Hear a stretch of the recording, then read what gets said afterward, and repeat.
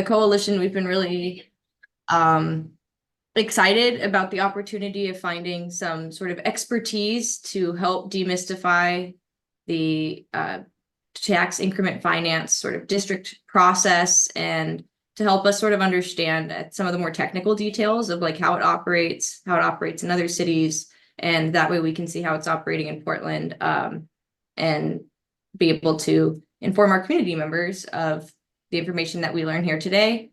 Tom, I'm sure, is going to do a great job of describing a lot of the TIF illumination project and things like that. But one of the things that Coalition is really passionate about is being able to do kind of presentations, trainings, and things that help empower us to share that information, so that we're really kind of taking part in that grassroots, resource exchange, and being able to be experts in our own communities, because we think that we have a lot of experts in our communities right now. We just also have very highly technical policies that can be difficult to master if it's not your full-time job and or your whole life. So with that, I'm really excited to introduce Tom. Tom has a book that has come out. You can order it. I ordered my copy. Will be here, I think, December 20th. But it is great. Tom is very data oriented, and I think will provide a lot of the background that our community can benefit from, just so that we have perspectives talking about these policies that aren't exclusively from the agencies that are rolling them out. I think it's just good to have a diversity of perspectives when we're people who are also going out into the community and letting people know what's happening. So with that, Tom, if I missed anything, No. Otherwise, feel free to take it away. Thank you, Amanda. So let me share my screen and we can get the show on the road here. Okay, everybody can see the screen.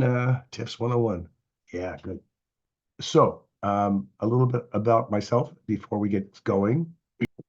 I call myself a civic educator and public defender.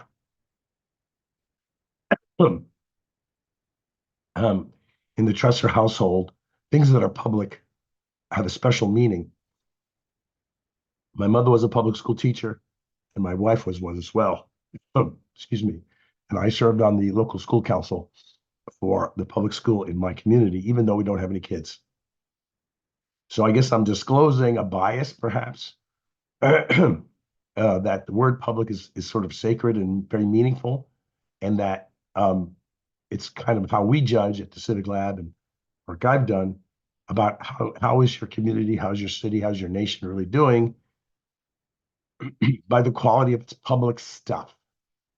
How great is it? How easily is it accessible? How quickly does it evolve to meet the needs of the public? So that's a little bit about me. I think you'll see it kind of informs my take and this work that we're going to engage in. The TIF Illumination Project is a sort of an obsession of mine since 2013. We've been in the field investigating tax increment financing in multiple cities and multiple states. Just what the heck is it? Why should you care? And what is the impact on our communities, especially communities of color? And it surfaces a lot of questions that I hope we will jump into. But the website is tifreports.com, and there's a lot of stuff on there that you're free to browse and share. Especially, I call your attention to the training videos, which we produced especially over the years. And, if you've got maybe an hour of time, you can graze those videos. They'll be very helpful, I think. Over 295,000 people have been illuminated through this work since 2013, which is amazing because we have no budget and no office and no paid staff. But you'll see, regardless, this is something that affects a lot of people, and the interest is deep and wide. This right here that we're doing right now, I would say this is my 227th public meeting. Well, I guess it's kind of public for the good people of Unite Oregon. But since we started this work in 2013, we've gotten requests from all over the country to kind of, help explain what these things are, and more importantly, what to do about them. Should we let them go? Should we fight them? Is it good, bad, or indifferent? There are uprisings all across the country. These are a few of them. I was brought to Cincinnati by the Cincinnati Teachers Union. Baltimore has got one of the biggest TIFs in America. Chicago, of course, we'll talk about that in a minute. We're crazy for TIFs here. But I think you'll see that this is part of something, maybe call it the 99%, 1%, Black Lives Matters, defunding, there's a whole bunch of stuff I think we're connected to. But you'll be the judge of that. But before we get into the particulars of TIFs and to turn our attention to the TIFs of Chicago and the TIFs of Portland, there are a few, I guess, fundamental questions that I would like to ask you. I don't expect you to answer them right now. Perhaps they will form the basis of further thought and collaboration and study. The first question is, when do we give public money to private entities? Because this is a capitalist society, the thought is you want to build something, take a risk, start a business, go for it. You raise the money, whatever, you try your hand, and you make profit. Good for you. You hire people, pay your taxes, or you go bust. Oh, very sorry. And you move on. And maybe some of you have small businesses, or your people in your family have small businesses. But the first question is, since TIFs involve a transfer of public money to private individuals, is that okay? And unless you kind of come down pretty solidly on that and wrap your minds around that question, is there a rubric that you wish to apply to that question? But if not, my first word of caution is stop, pause the bus. Don't let the bus go any further until you and your people have answered that question. And I don't see it answered anywhere in this discussion. All right, that's the first question. Second question is, who plans for what for who around here, and who makes money from those plans? So as people who are deeply engaged in your communities, plans are coming at you all the time, right? You make plans, the city makes plans, big philanthropies make plans, and they get descended on our communities like they're a writ, like they're from God's mouth or something. And all I'm saying is, just again, could be a great plan, it could be a saucy plan. Just know who wrote the plan.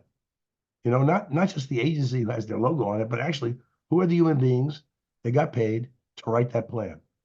And if you can, how much money they make. So in the planning process, I've seen hundreds of plans come down the pike, and they tend to be from, kind of professionally, dare I say, white-driven, male-driven kind of organizations. And sometimes community members are invited to be part of such a plan, but more often than not, they're kind of used as props. But again, you decide that how you like that as it unrolls in your space. But I think it's a good question to ask. Who defines what a community development is all about? Or to put it in other words, what does a developed community look like, actually?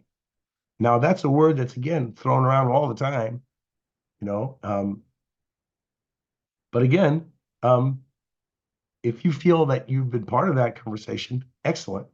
I can tell you that in Chicago, not so much. Many plans have been brought forth into community with nary a voice, really, from said community. So who gets to say that my community is now developed? I'm sick as a dog. I'm working 3 shifts. I don't feel developed. You know what I mean? But they're telling me that my community is developed. Okay. It's a good question to ask. And sort of related to that is, has your city become the back office for the real estate industry? I'm going to let you decide the answer to that, but I can tell you that Chicago, the answer is affirmative. They are not even shy about it. Chicago Department of Planning Development is proud to grease the wheels for deals, and that's what they call a good day if they can make another deal happen, in somebody's community. Now, the thing that they're going to build, is it good, bad, indifferent? Does it further the goal of developing the community as the community wishes to be developed? That's another matter. And this leads me to the biggest question of this whole process is, what exactly is a city for? What can a city uniquely do and powerfully do to advance prosperity for everybody? And again, we're not going to get into that right now, but I just wanted to put those questions out for you. And of course, this presentation will be available later and you can return to it at your leisure. All right, now, before we get into this nasty business of TIFs, we have some polls to take. So I'm going to stop sharing my screen for a minute and then launch these few polls. Amanda thought it would be cool to just kind of take the temperature a little bit, So here's our first poll of, I guess you could say it's sort of a TIF 101, and it's launching now. Can you see the poll? Raise thumbs up if you see the poll. Thank you. I see people nodding their heads. Thank you. All right. So, 2 questions.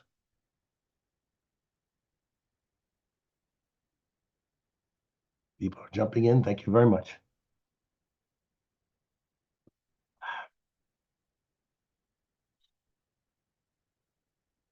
Super, super.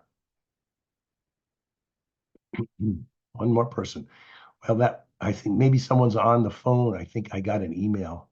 So that may be all we can do with, nope, there's 11. Okay, cool. That's everybody. Can you see the results? Do they show up? Can you see them? Okay, cool. So, basically what we say is, 2 people know nothing. 7 say, I know a little. 2 say, I know a great deal. Well, that's excellent. And on the second poll, where we're saying, what is your opinion? We say 3 have no opinion. 2 think they're flawed, but can be used for good. 4 think they're so flawed as to make them incapable of repair. And 2 think they should be abolished. Okay, thank you for that. Appreciate it. All right, what is a TIF? TIF is a tax increment financing district. They're established by state law. So for me, be the state of Illinois, be the state of Oregon. I believe your law was passed in 1960. For me, it was 1977. So it is the municipality that actually gins up the TIFs and manages them. The TIFs don't bleed between jurisdictions. So here in Chicago, we've got the suburb of Evanston is sitting on our northern border. They have their own TIFs. We have our TIFs. They don't touch. They don't talk. The same for you. Any city or municipality that touches the city of Portland, they may or may not have TIFs, but yours are yours alone. And they're created by usually a city agency controlled by the mayor. Here in Chicago, it's the Department of Planning and Development. For you, it's an organization called Prosper Portland. Now, the TIFs are designed to subsidize a project, a business project in a so-called blighted area. But my friends, we should stop here and we can spend the rest of the day unpacking that word. Who blighted who? Okay, so blight is a loaded word as far as I'm concerned, but it's in the statute. It's part of the lexicon, the pedagogy, if you will, the mechanics of TIFs. Now in Chicago, we got 100 years of racist practice, redlining, predatory lending, block busting, home buying scams on Black families, over policing, and all the stuff that we've all read about and know about, studied, out the yin yang. So if you're born into such a community and someone says it's blighted, Well, that's a big FU. I mean, I didn't blight it. It was blighted by somebody else. Somebody did this to me. And I believe that to be true here, but I can't say how it is by you. But putting that aside, statute says, here's your checklist. And you go through this little checklist. And if you can satisfy 5 of 13 in Illinois, and it's this little same for you, 5 of these checklists, then congratulations, you're blighted. But there's another factor, which is a little harder to explain and much more difficult to prove, and that's called the but-for test. In other words, you have to show that the market has fled, right? That a person just couldn't build a thing, like going to the bank, get a loan, or whatever. The way, like I said, capitalism works. And that's hard to show. And I've never really seen it proven out. But the two factors are kind of related. And they're basically saying your blighted community is toxic in many respects, including the market. So you can't even build a little shopping mall or a little housing project or something because it would be onerous. You couldn't get the loan. It would be so prohibitive. And why is the loan prohibitive from the bank? Because the bank believes your neighborhood is full of problems, that people are going to rob the stores, or that people can't afford the rent, or whatever the reason is behind that nomenclature called blight. So that's why the developer says, I can't do my little project. I can't get a good loan. Can someone give me some free money? And if there's a TIF program in town, the answer is yes, we can. We can give you some free money. I see Lisa put into the chat. Prosper made that argument about the MLK and Alberta lot. It can't be developed without an investment. Well, that is what they will affirm, but it'll be up for us to decide whether that is truth or not. And even if it is, you still have to meet our first requirement of this. Is that how you want to give your money away? Okay. So, and to the question that I posed earlier, is that the best role for a city in assuming in building prosperity for everybody? So again, don't put the cart before the horse, because they will put the cart and all the carts before one horse. It'll be a very tired horse. You know what I'm saying? So just don't fall for their rhetoric, though it'll be very powerful and persuasive and backed up by beautiful slides. Oh my God, I've seen the slides from Prosper. They must have like 17 artists that do nothing but create these beautiful PowerPoints. I'm very jealous. My PowerPoint is very blasé, I feel, but you'll bear with me. All right. Now, what happens is when the city creates this district, they're drawing a line around some properties, and they have to take a snapshot of those properties. And the idea is inside this TIF district is where the thing will be built. So they're saying we're creating a TIF district because a thing will be built. It's a thing, always got to be a thing. And it's going to be within this district. And the drawing of the boundary is something of a mystery, actually. Maybe somebody will help us out, and we'll get to somebody who actually drew a TIF line, and they'll confess to us the mysteries of boundary drawing.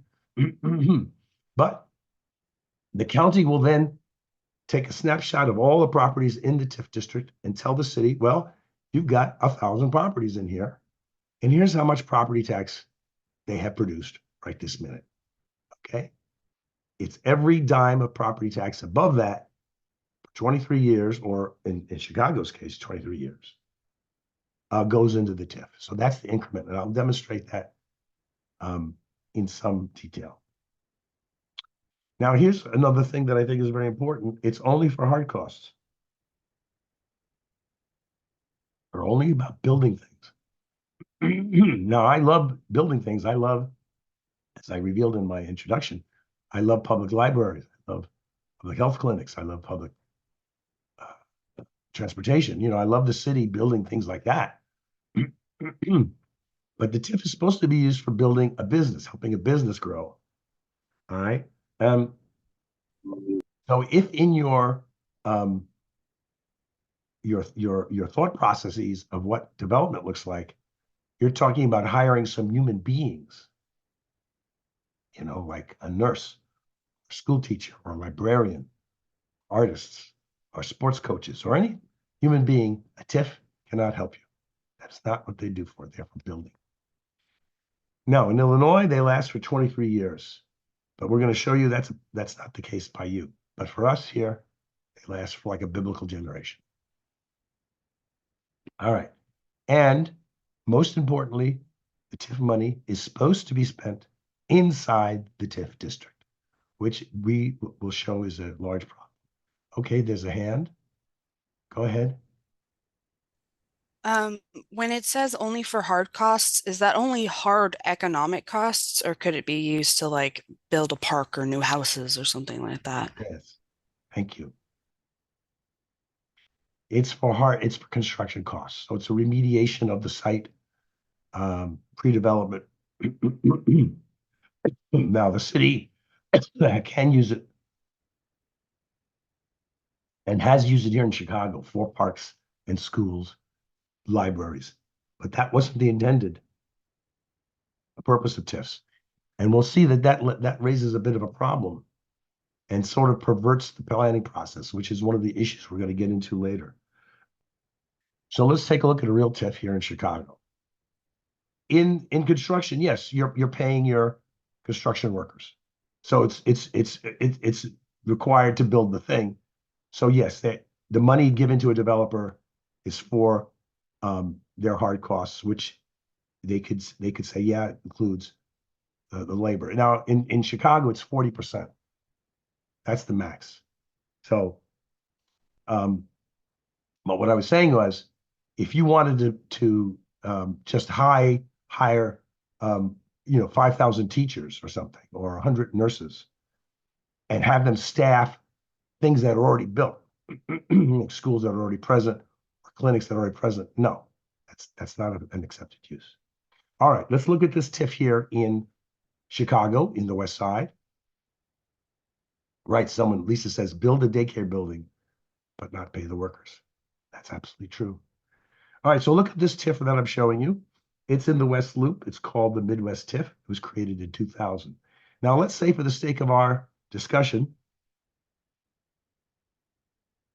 that there are 1,000 properties inside this TIF.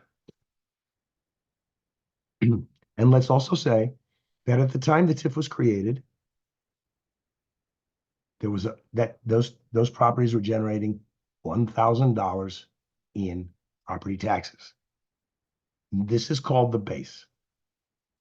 So this is if you don't remember anything from this discussion, remember that the base is a key part of this TIF hypnosis. So this TIF is created, 1,000 properties, and there's $1,000 of property tax being spun out as the TIF begins. All right, we're good. Now, you may have seen this famous diagram that you may have seen many times in discussions of TIFs. The blue is the base. So that represents the $1,000 that my TIFs of my properties are spinning off as we begin. Now, as I say, in Chicago, the TIFs last for 23 years. So let's take a look at what happens, say 5 years in. So now the TIF is 5 years old. We're right here. And things have happened inside this TIF district. There is now more properties. And because there's been construction, and because it's been assessed, the properties are assessed every year, then now the property taxes now are $2,000. So that's what this represents. The amount of property tax in year 5 is $2,000. So the increment is the difference between that and the base of 1. What is that difference? Thank you, Ty. Yes, $1,000. So what does that mean? The base, the $1,000 that has been collected, continues to flow to the units of government that get that money, but that $1,000 that they collected. Does not. It goes into its own little bank account. Each TIF will have its own account. Now, same exercise in year 15. It's now, things have gotten really hot in this little district there. And now we have 10K in property taxes. The increment is what? Go ahead, Zach. I was going to ask is, when you see TIF, is it usually linear like this? I mean, this is just a one slope, right? And so what do you expect that to be in most communities? And I agree with Ty or whoever wrote that, it's 9,000.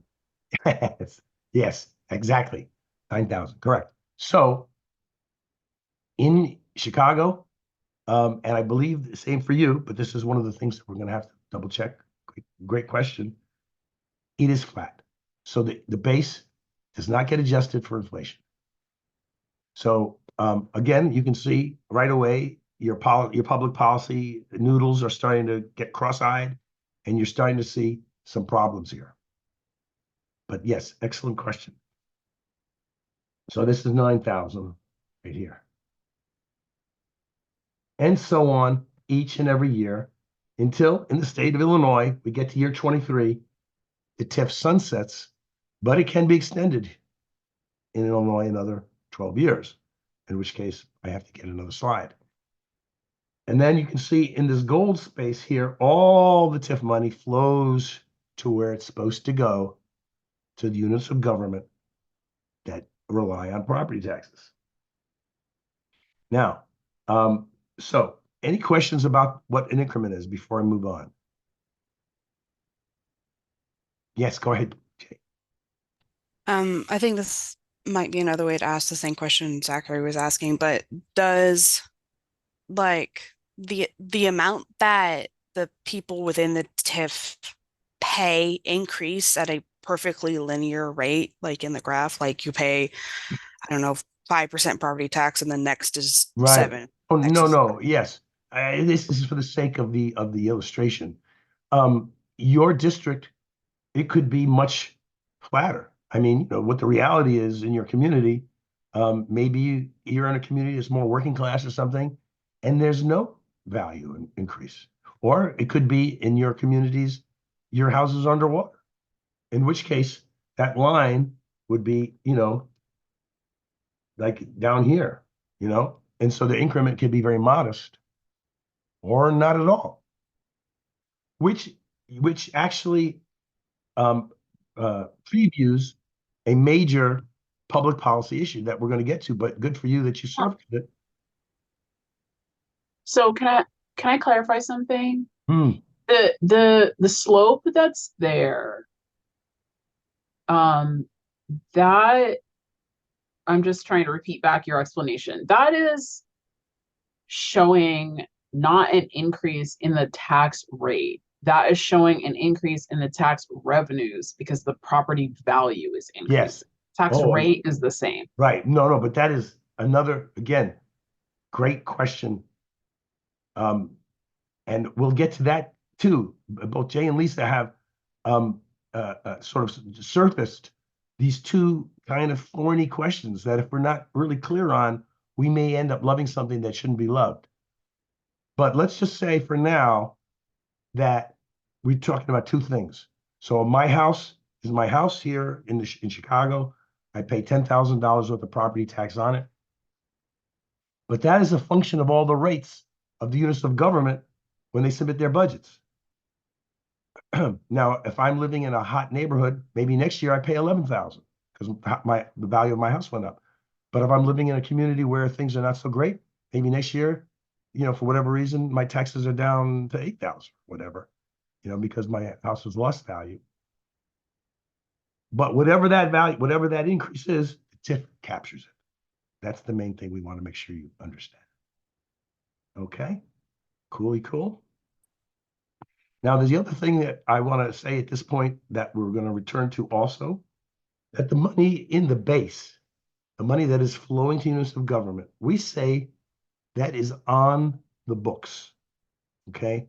So your city like my city has a process by which the mayor creates her budget, submits it to the council. You must have some hearings, right, where you can get to participate, and as advocates, maybe you'll see some things before the general public. So as advocates of housing and community wellness and health and some such like, you're gonna probably know, like, hey, the Department of Housing is gonna put in this budget for next year because it's containing these new programs that we, Unite Oregon, and your coalition have advocated for. Good for us. We approve of that. But then your partners over there in the health world, or over on the other side of town, going, yeah, but it kind of sucks for us because they're closing in their. I see in their budget they took out a mental health center, so we don't like that part of the budget. So you'll have a time, give or take, where you can find all that out, and you have a chance to react and make your feelings known.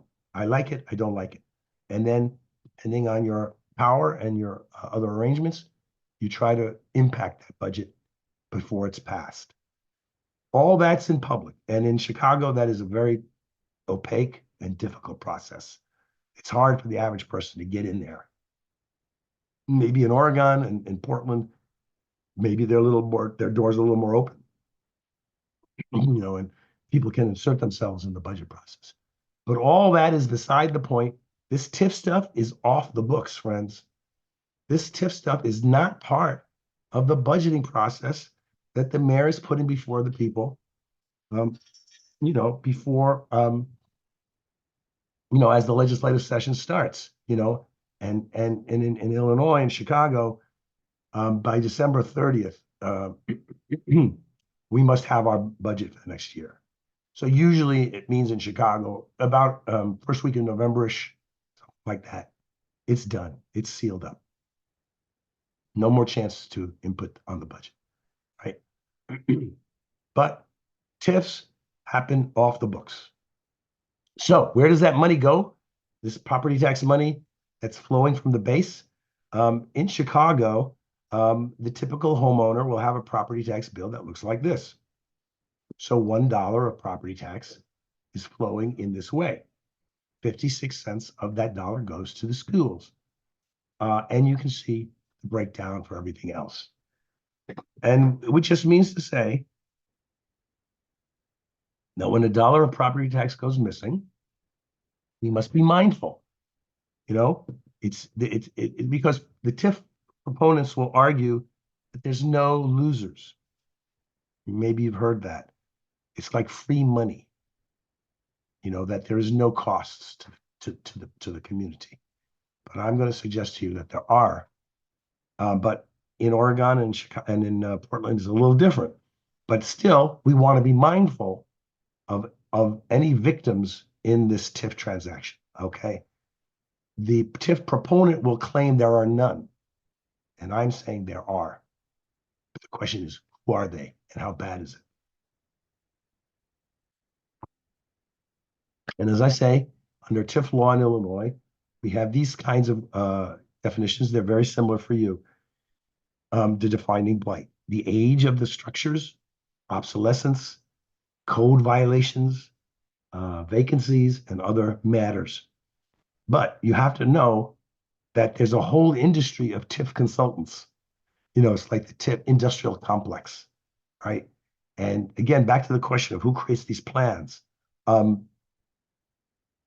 They are good enough to take any place in any state that has a TIF law, and they can claim that it's blighted.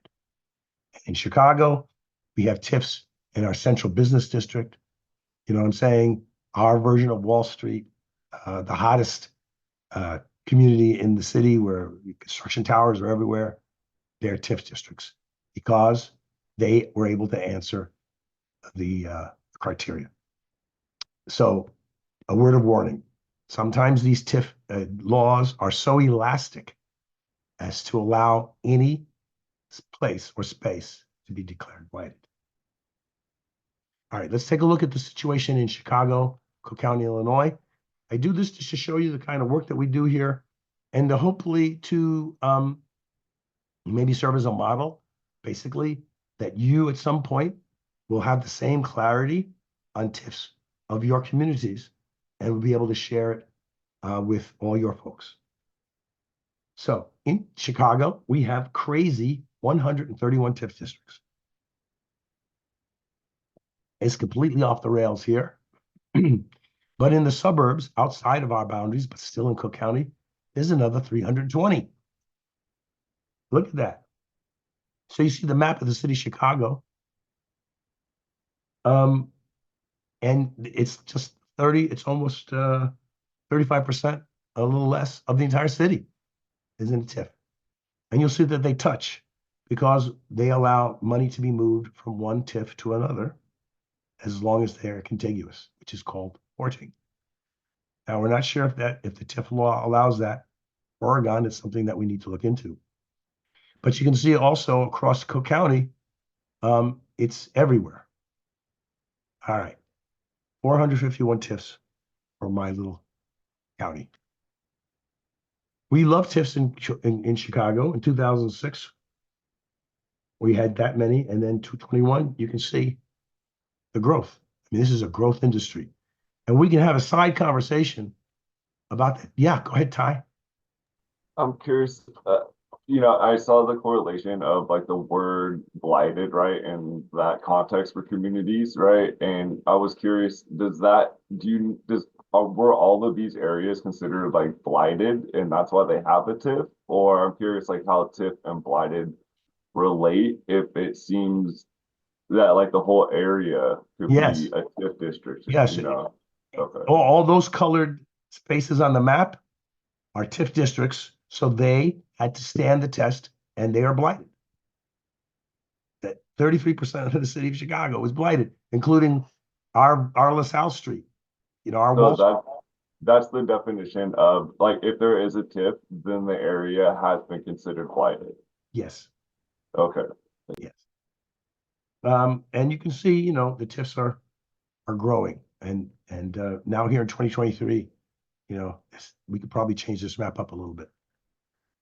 So I like a little humor in my work. I love horror movies, and I think you all know the story of the Frankenstein monster, right? The scientist said, "I'm going to make this creature, and don't worry about it. I got it under control." And then the next thing happens is the monster bursts his chains. He breaks the scientist's neck, and he runs out and he sets the village on fire. Oops, it's my bad. Well, we have 131 TIFs in Chicago, and they took out $960 million in 2022. That's a lot of money to go off the table. Would you agree? That is off the books. That's a staggering number. And they spent $362 million. So they're very busy. There's a lot of things happening funded by this money. And since TIFs came to Chicago back in 1986, they removed over $11 billion. So for people from the city, when they see this slide, a big light goes off in their head. They go, now I know why my community looks so effed up. We've been bled. $11 billion is a lot of money to go missing. And basically, it's been transferred into the more affluent communities, as I'll demonstrate a little later. Again, with the monster movie analogy, the biggest number that we reveal for the people in Chicago, and we hope for you to do as well for your colleagues, is how much money is sitting in the TIF account at the end of the year. Okay? So we said that there's 132 of these critters, in Chicago operating. So how much money are we talking about at the end of 2022? All right? It's just property taxes now. It's not any kind of special federal money or anything like that. It's the folks' money. The answer is $2.5 billion. When we get to this part, yeah, Zach, go ahead.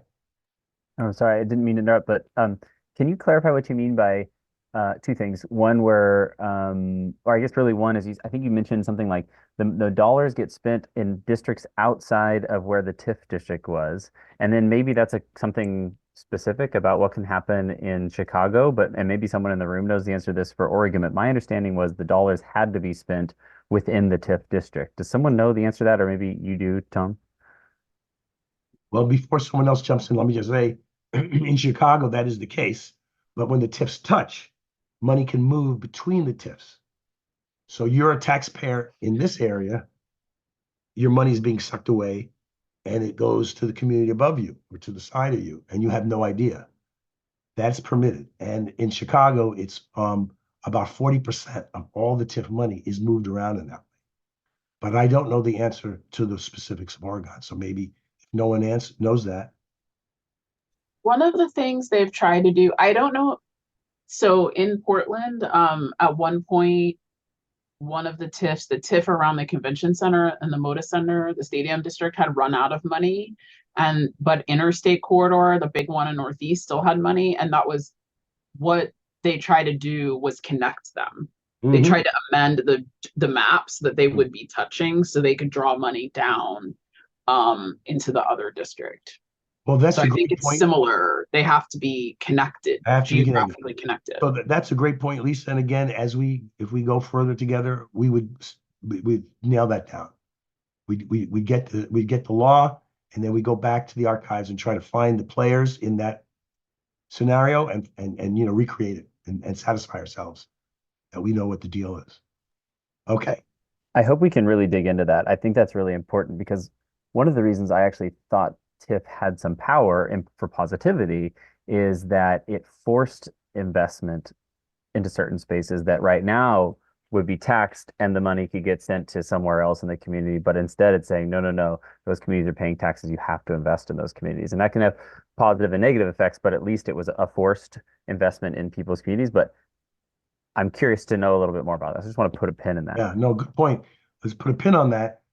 But I'm gonna counter you, Zach, when we get into the policy discussion towards the end of the presentation. Let me just give you the word anti-distributional. I won't say any more about it, and I'll return to that in your point when we talk about the policy, what I call insults. Now, when I get to this point in the presentation in communities across Chicago, there's a gasp when I get to this point. No one has ever heard this word before, heard this number before. And if your communities are like the communities I work with, things are not great. I mean, the parks don't look good, and maybe they laid off people at the school, or they don't. In Chicago, our public schools don't have nurses. Here it is, we're years into an epidemic, and our children, there's no nurse in the public school, and that's beside the fact that we don't have librarians in most of Chicago public schools. It's bizarre, but and the people in the community know all that. I mean, they know what's going on, right? So it could be that people in your communities and in different meetings and trainings that you host, people might have said, look, we just fought a big fight to whatever, to keep that library open, or, get some PPE in here. We fought like dogs to get it. And now you're telling me there's billions of dollars sitting somewhere in the, in the bank account? It makes people crazy. The question will be, how bad is it what's the story in Portland? Is it in any way comparable? Okay. Now for the state of Illinois, it's crazy. There's 1,453 TIF districts in the state of Illinois across 534 municipalities. So as organizers, you have allies you don't even know. And because it's the same in Oregon, the question is how many TIFs are there and where are they? And the same question that you'll be asking, probably other people, the circumstance would be asking the same questions, right? And so, we are working with 17 cities right now, and they're all got the same questions. Is this bogus or not? Who's regulating the money? Well, that would be your mayor and your Prosper Portland, with some input from your city council. But again, Chicago is not the one to be teaching anyone here, because our city council has got 50. There's 50 of them. So it's like a circus in there. They don't have the power to light a candle. The mayor has all the power. And our older people, our city councilmen, they maybe have 3 or 4 staff people. We have no congressional budget office, so there's no independent agency answerable to the city council that can do their own research for them. Maybe it's different by you. So this is probably true in many places. The mayor has, you know, a big staff, lots of folk who can go to work and make the case, create all these plans. And the alderman people sometimes just go along. They don't know any. Sometimes they don't know any better. They've been sold a bill of goods. That's true here in Chicago. I can tell you that. And in the TIFs of Illinois, they took $2 billion. So you can see Chicago is a big player in TIFs. So Chicago accounts for about half of all the TIF activity in my state. And it makes sense. You know, it's a big city, a lot of wealth. And since TIFs came to Illinois, they took out $28 billion. Again, that's a lot of money for, you know, I mean, Illinois is a wealthy state. I think we're the 5th wealthiest. But you can't tell me that if we had that $28 billion to use for the people's business, things might look a little different around here. Are there any caps on how much money they can spend on? No, that's my knowledge. Now, what about the whole country? Well, I wish I could tell you the answer. I'm suggesting that there are over 40,000 TIF districts across 49 states, but we can't be sure. There's no count, which is kind of an interesting policy issue, right? If you think about it. I've been in this game for 10 years and I have seen no comprehensive counting of all the TIFs in America. And I've tried to get funding for said enterprise and have been turned down 55 times. So I'm going to tell you that we're talking about the heart of the beast here, my friends.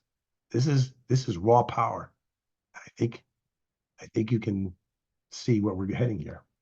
But I'm going to suggest to you that the number one victim, you know, in this madness are our public schools, at least as it is in where I live, since TIFs, you know, property taxes go to schools. In Chicago, you know, it's 56 cents on the dollar.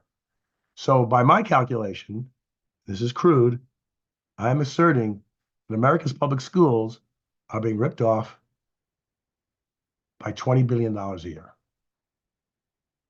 Just from TIFs. Okay. Now, let's talk about Portland. We shift our lens.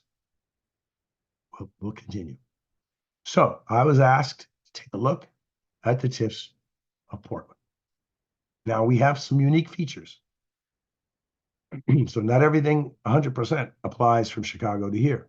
The first thing is, there's no expiration date on your TIFs. They don't expire. They have to be killed, which is extraordinary. You know, they kind of like vampires, I guess. I don't know. You got to drive a stake through their hearts. That's the first thing I saw. The other is that I noticed that it's asserted that property taxes are not used to fund schools in Oregon. So that is true. That takes at least one victim off the table. And I'm going to leave it to you to, you know, kind of test that theory. When we get deep into it, if schools are held harmless, I think that's a good thing. But it still means the other units of government are still in the game. That's your libraries, the city of Portland, the county of Wilmette, libraries, whoever's in the Park District, whoever's on your tax bill, they're still being harmed. Okay. Other thing I heard about Portland is 45% of the money collected by TIFs are used for housing. Again, that sounds good to me on the face of it, but I would urge you to, for a few things. First, we have to get the numbers, all right? And we're going to show you some numbers in a minute. So for the sake of argument, say since TIFs came to Portland, $100 million has been extracted by these TIFs, okay, for the sake of argument. So 45% of that, of 100 million, 45 million is supposed to have been spent on housing. Can you get the proof?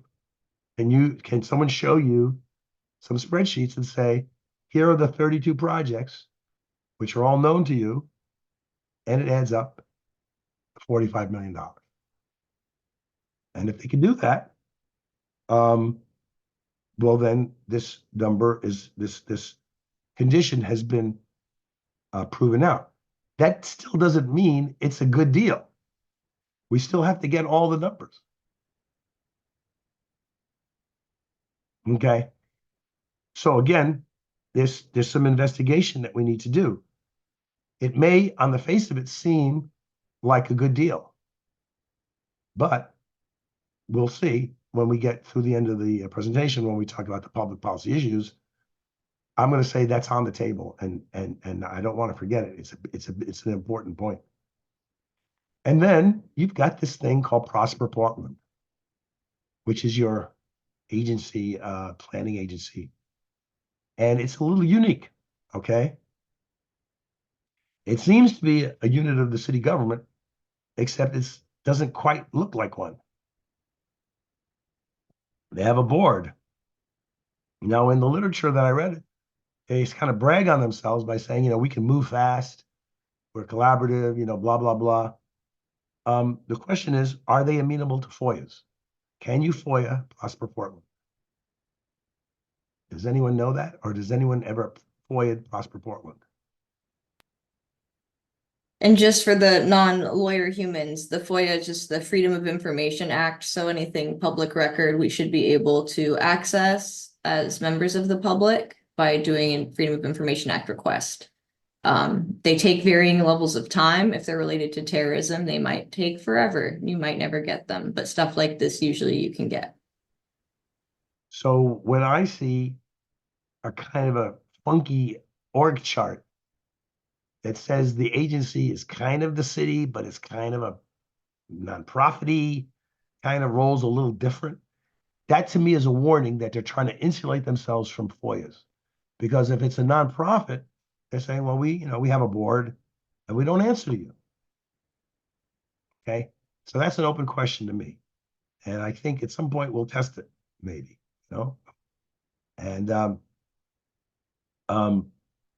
and if they're friendly and if everything is great, you got nothing to hide, right? They should be happy to share whatever you want from them, but to me, it's a question. So one of your TIFs, the Prosperity TIF, the MPI, seems to be distributed across 7 small, discrete communities, and I don't understand it. So I'm just going to tell you, I don't get how that one works. And then lastly, Akwangmo. Thank you, Lisa. Okay. Well, that tends to substantiate my theory that they're trying to insulate themselves from FOIAs, which will only be known when they're served with. And finally, I'll tell you that your TIFs are holding a lot of debt. Okay. And when I see that, that's another public policy question.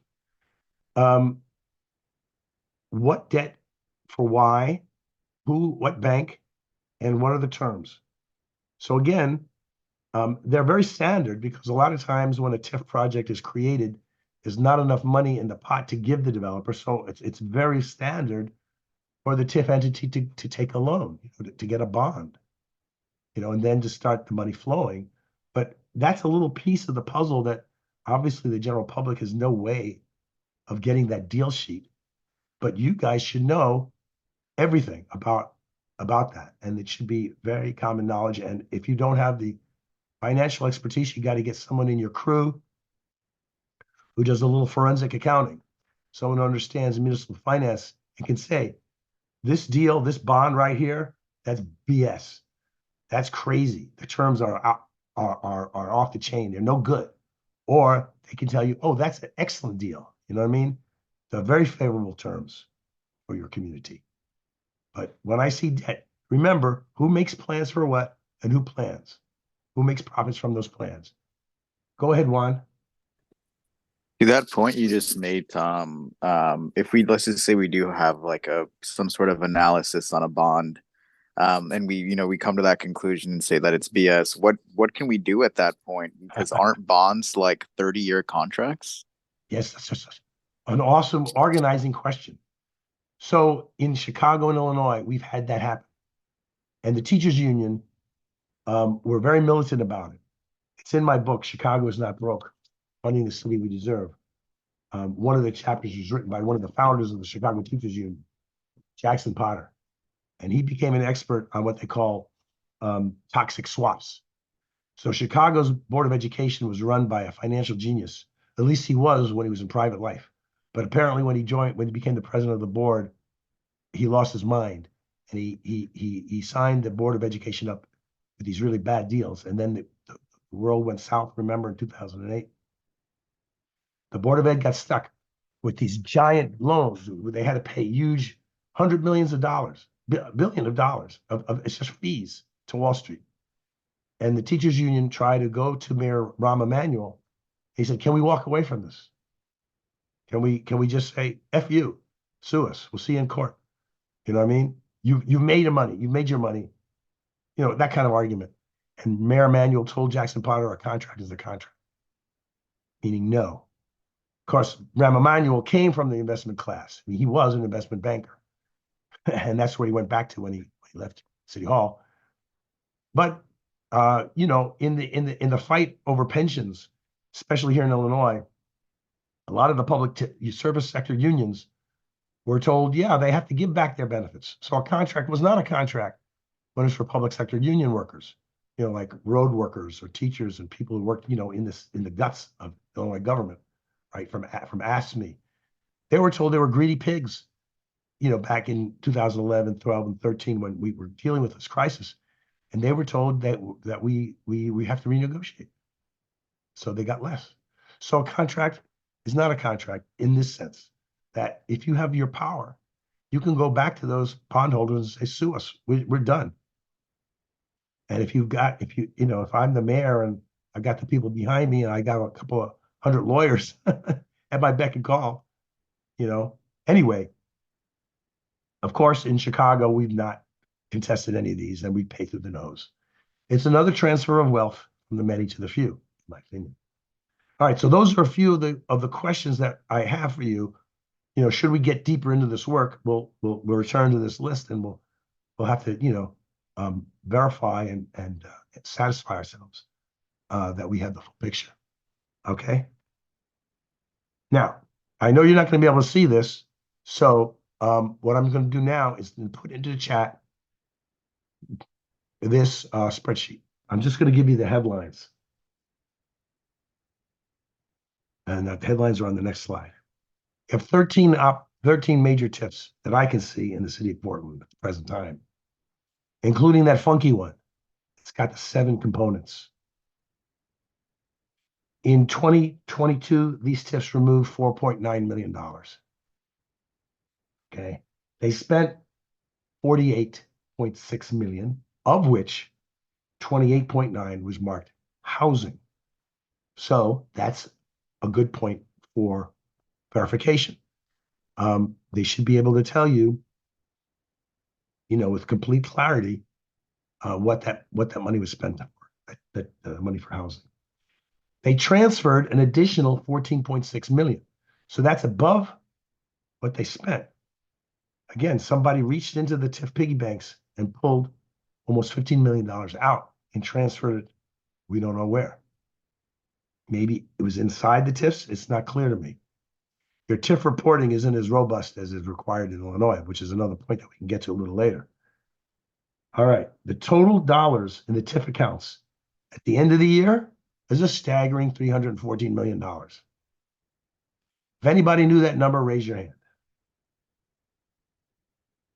Let the record show nobody raised their hand.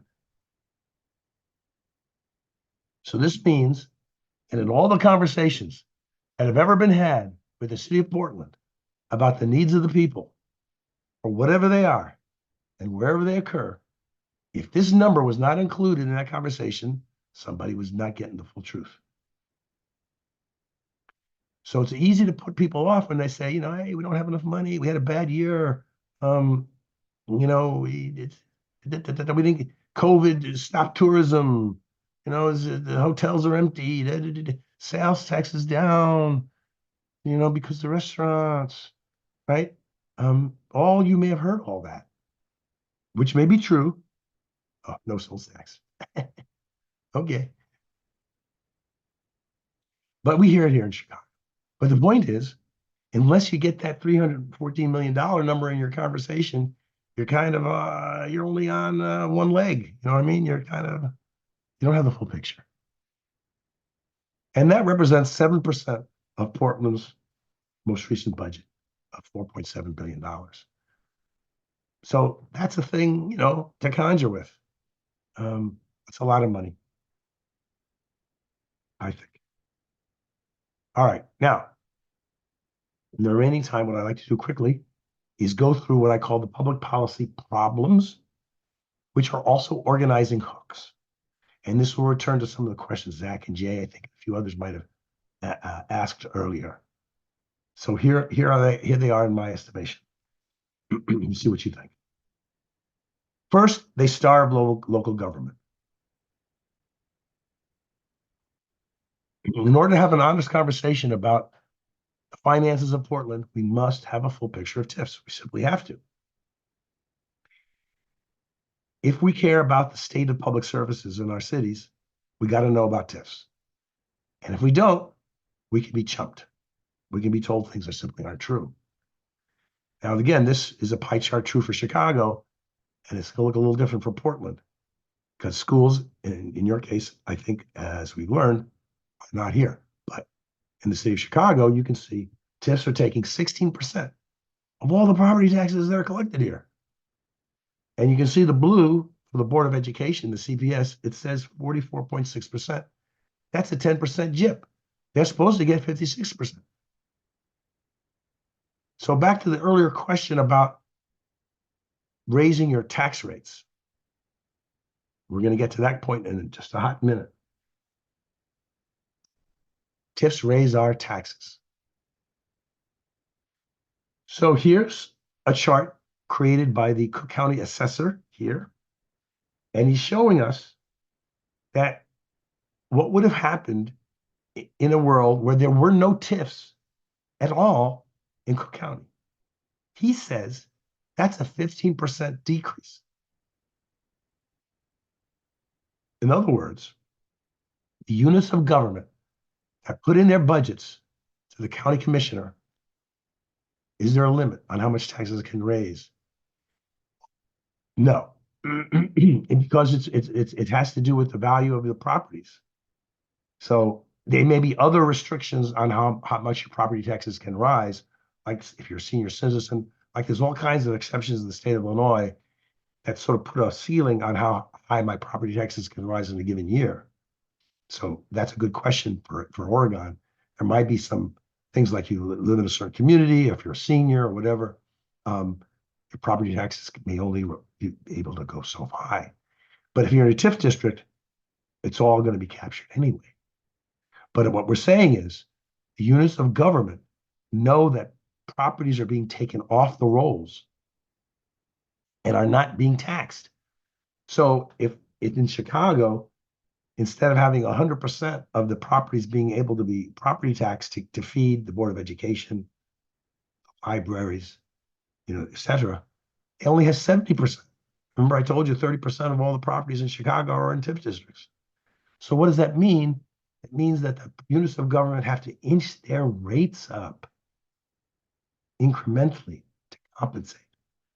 Therefore, we call TIF inflation. And for me, where I live, it's 15%. I look back on this condominium that I own with my wife here in Chicago for 20 years. If you're telling me, Tom, I'm going to give you a check for 15% of all the money that you spent on property taxes, that's my yacht. That's my grandson's college. That's my Swiss ski chalet for my old age. That's my foundation, the Tresser Foundation. That's a lot of money, like my friends.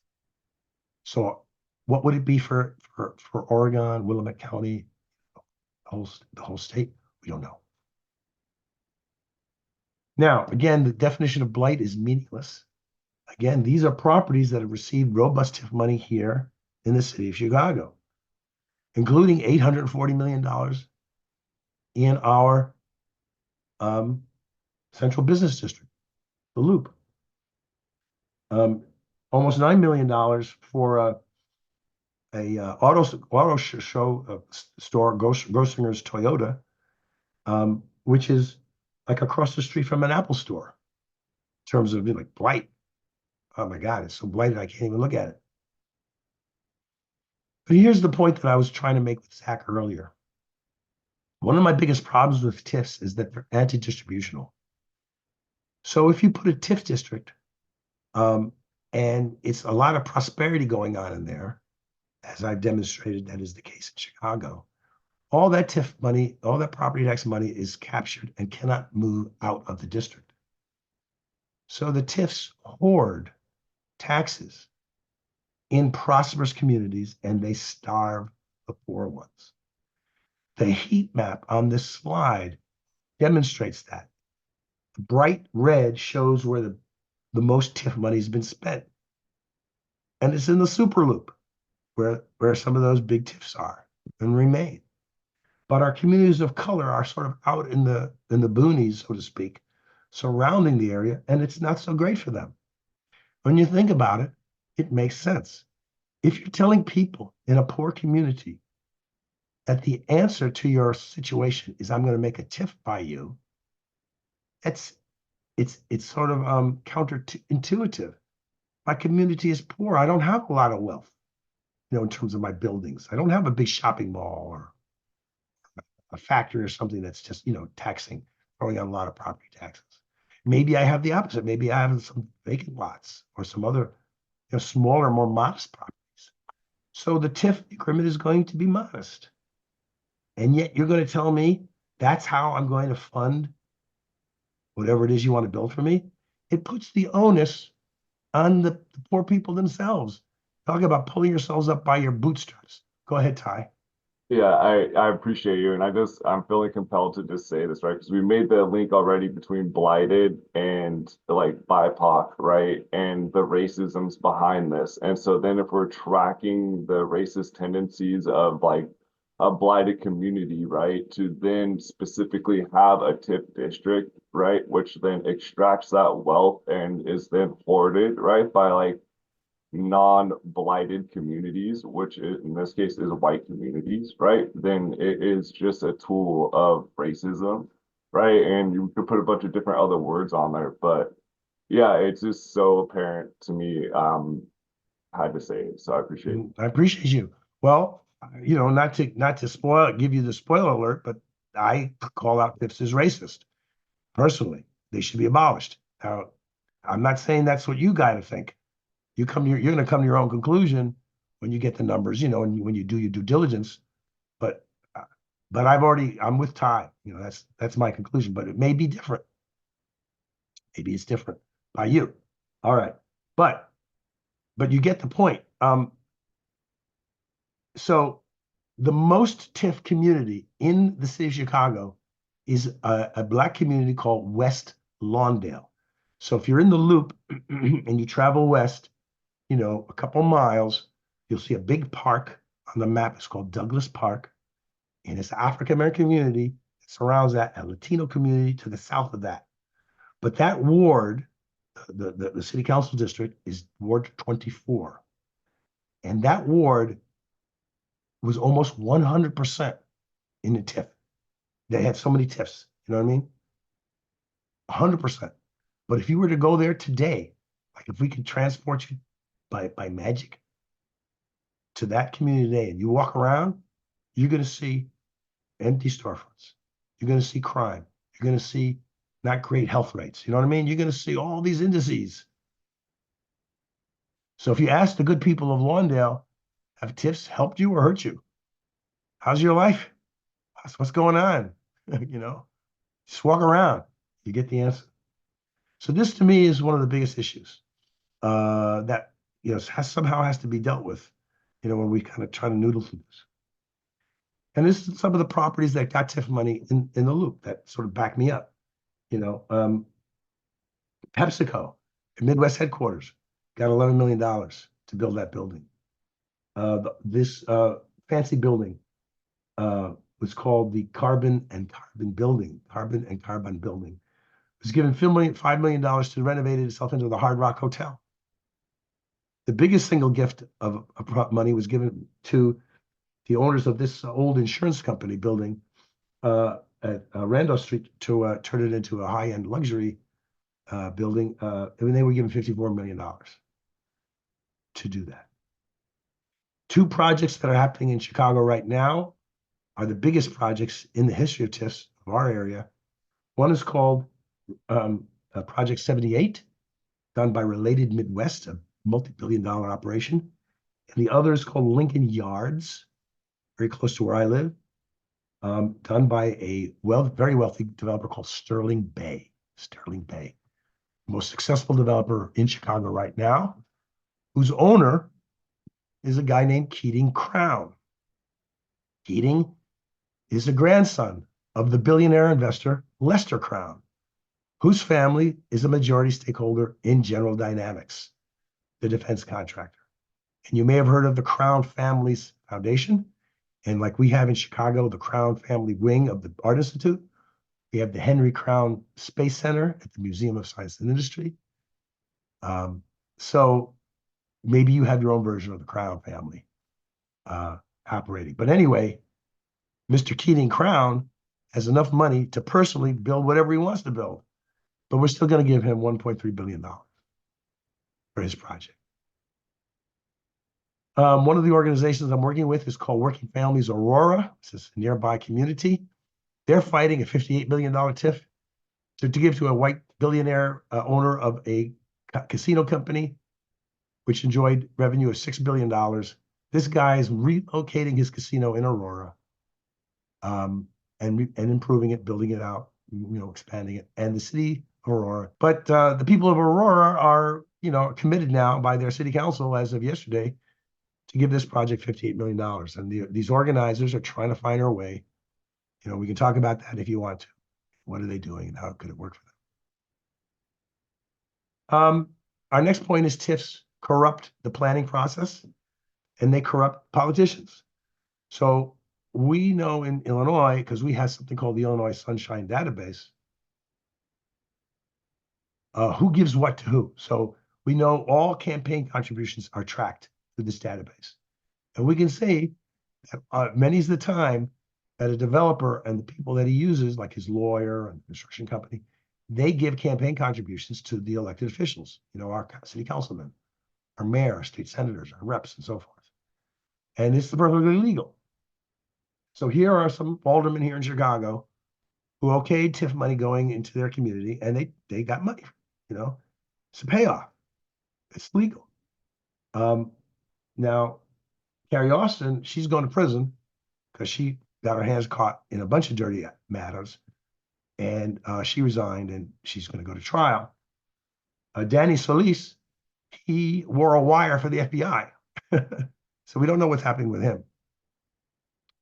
All right, all I'm saying is when the public officials are saying that TIFs are good, we have to know if they got any money, from a guy who got TIFs.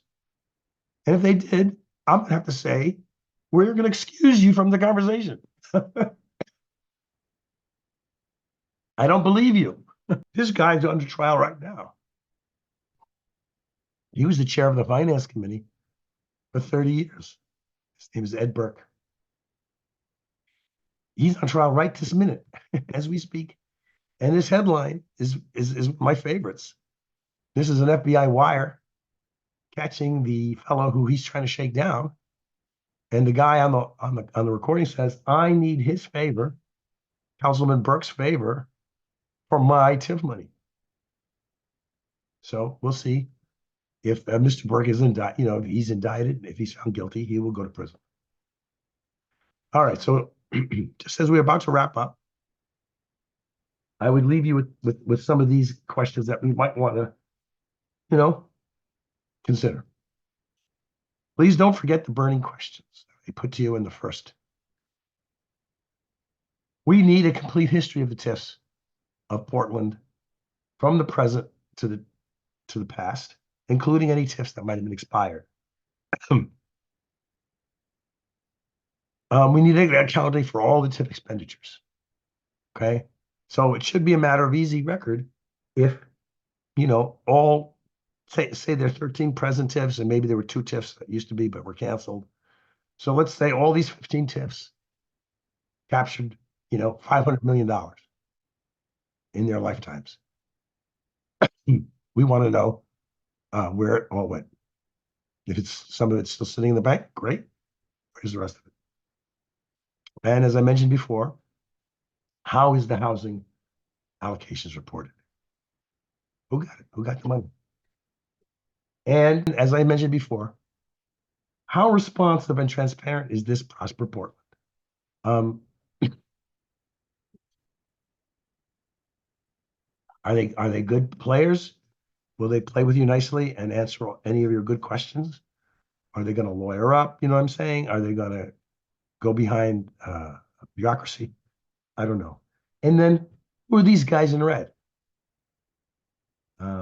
Maybe you know them, but I'm talking about the human beings. So I see their companies, but if we're able to get campaign contribution lists, could it be that Camille Trummer must, who I assume is the principal of her company, but maybe she's got 4 or 5, you know, VPs. We need to know who those guys are, just in case they're not spiffing your mayor or, you know, paying off councilmen. Anyhow, those are a few of the questions. Okay. I'm going to stop sharing my screen now and turn the floor back to Amanda.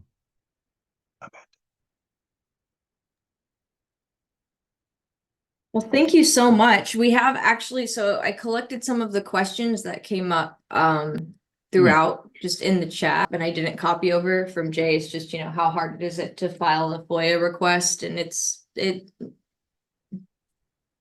depends. I think it's not that hard to file them, but sometimes what happens is like you have to be very aware of what terms or like terms, phrases of art that that organization uses, because if you're not very specific, so say I say I would like your accounting for, you know, Right. I just say accounting, I don't say comprehensive accounting, or I don't specify what type of things, then you can, you know, get returned with something you didn't ask for or an incomplete sort of thing. So it's important to have people with expertise on drafting. Absolutely.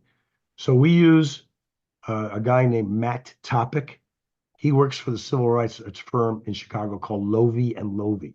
So some of you may have heard of the incident where the police officer murdered the black teenager Laquan McDonald here in Chicago a few years ago. The only reason we got the full details is because an investigative reporter and a community activist sued the city of Chicago to get the body cam footage, the dash cam footage, and that shows exactly what the officer did. And he got it because this guy, Matt Topic, sued the police department. And it took him took to the court for a full year, but finally the court ruled. And so Matt is a fierce FOIA lawyer. Maybe you got your own version of someone like that, a civil rights attorney, FOIA laws. Because Chicago is famous for telling you to go take a leap. You get a lawyer, you got to get a lawyer to make me do what's right.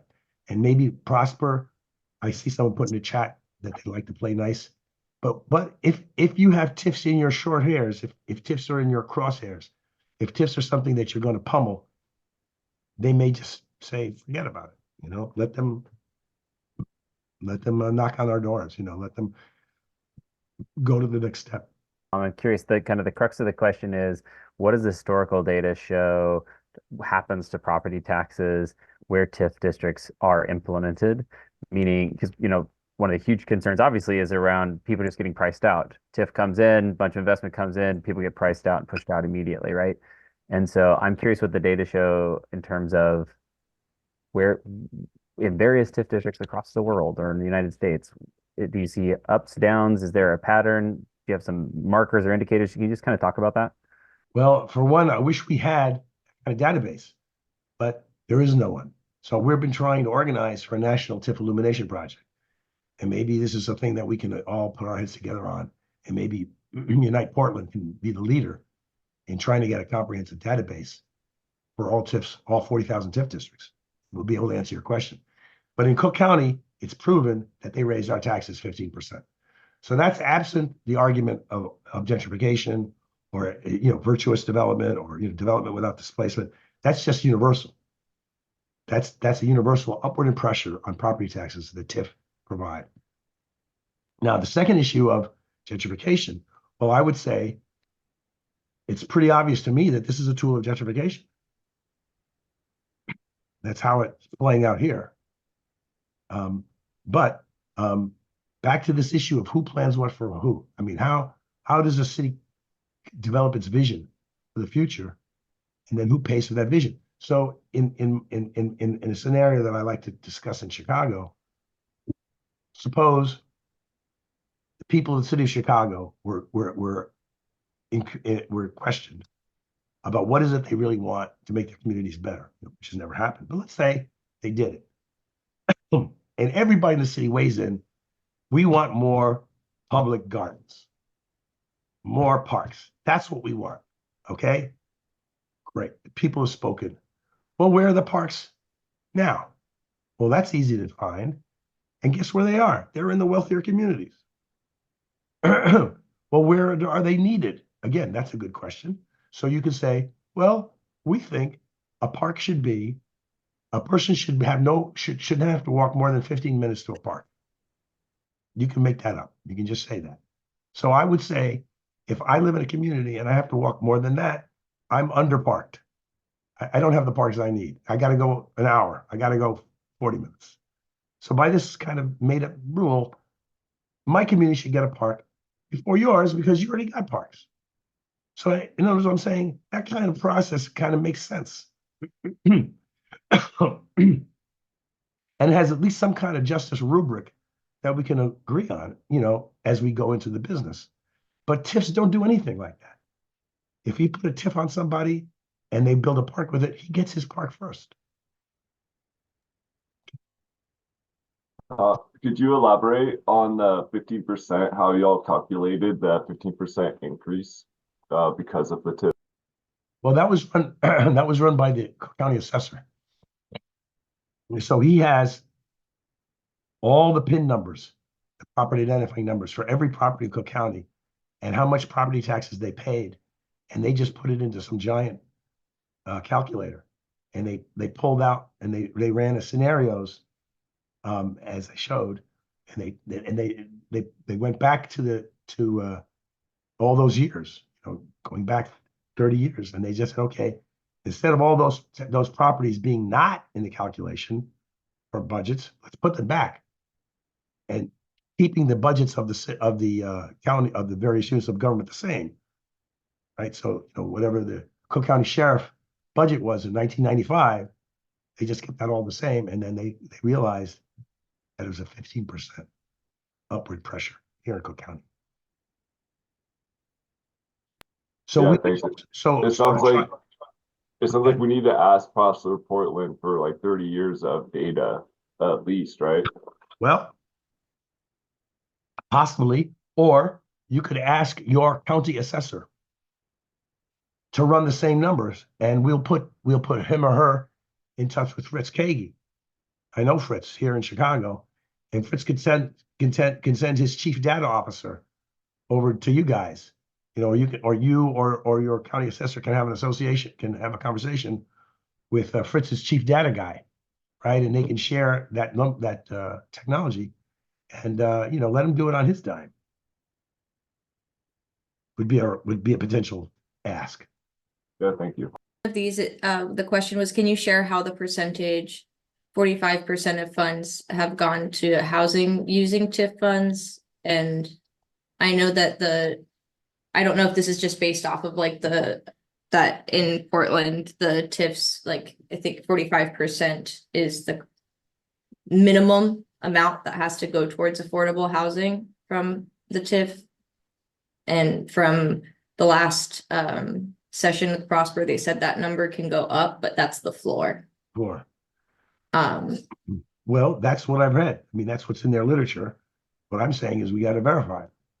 But in order to do that, we need the full accounting of TIFs Portland. So, like I say, we know there's at least 13 of them now.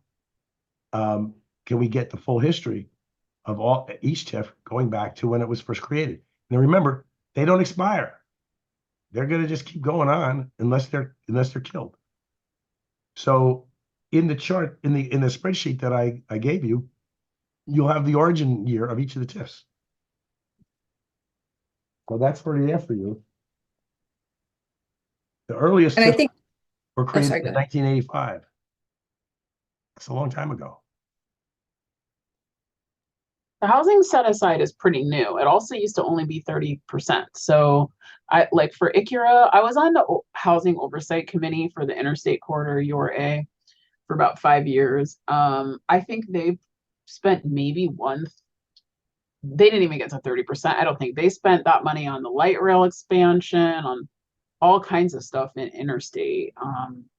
That's great information, Lisa. So I think that we have some information from the set aside came from an organizing project by MACG, Metropolitan Alliance for a Common Good. And I bet MACG has information about the historical spending from that campaign.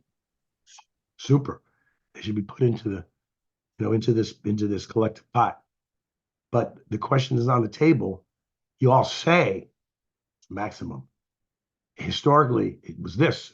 It was that. Show us the numbers. Just whatever you spent. 10%, 20%, 30%. Just show us where it went.